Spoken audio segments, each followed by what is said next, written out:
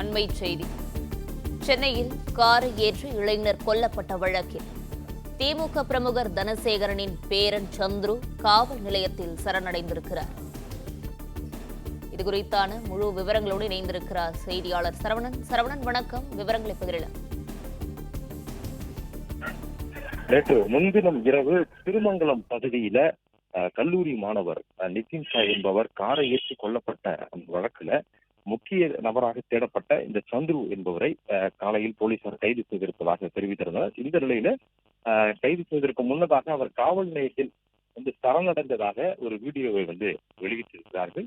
அவர்களுடைய தரப்பிலிருந்தே காவல் நிலையத்தில் கொண்டு சரணடைய வைத்ததாகவும் அவர்களே இந்த வீடியோவை வெளியிட்டிருக்கிறார்கள். இந்த வழக்கை பொறுத்தளவுல சந்துரு இந்த சரணடைந்ததற்கு பிறகு சந்துருவை போலீசார் கைது செய்து திருமங்கலம் போலீசார் கைது செய்து தொடர் விசாரணையில் ஈடுபட்டிருக்கிறார்கள்.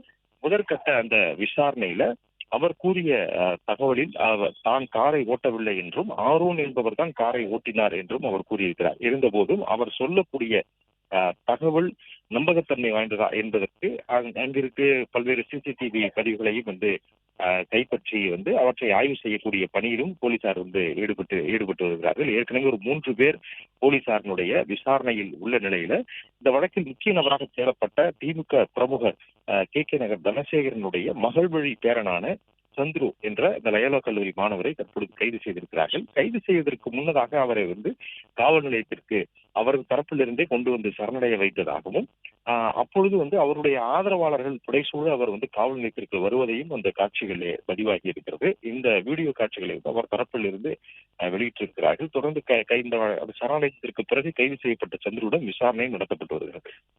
பிளே ஸ்டோர் மற்றும் ஆப் ஸ்டோரில் இருந்து பாலிமர் செயலியை QR கோடு மூலம் பதிவிறக்கம் செய்யுங்கள். செய்திகளை உடனுக்குடன் பெறுங்கள்.